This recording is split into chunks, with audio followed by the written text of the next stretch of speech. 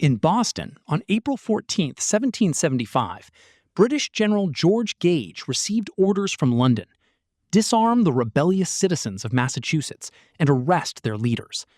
He began secretively planning an expedition designed to seize the Americans' weapons and to arrest Samuel Adams and John Hancock. But by the time Gage began assembling his army in the middle of the night on April 18th, Patriot spies had already learned of the mission, and sentinels, William Dawes, Paul Revere, and Samuel Prescott, were racing across the countryside, spreading the alarm. It was to be one of the most momentous days in the history of the world.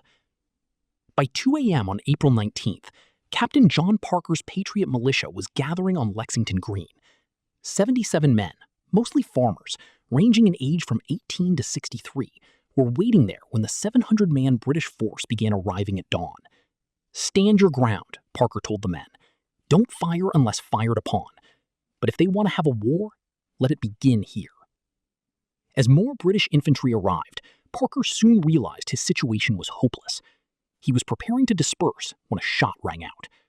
Who fired that shot is still a mystery.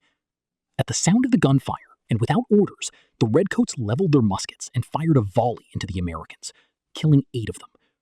Parker's men hastily returned the fire as they withdrew, regrouping on a nearby hillside.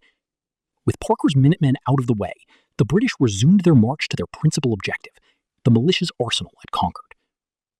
The British reached Concord at about 8 a.m.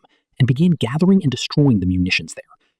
Meanwhile, Patriot militia that had been assembling outside of town, across from the North Bridge on the Concord River, began to advance toward the bridge. As they did, the British fired a warning shot, then a full volley, killing 2 of the Minutemen.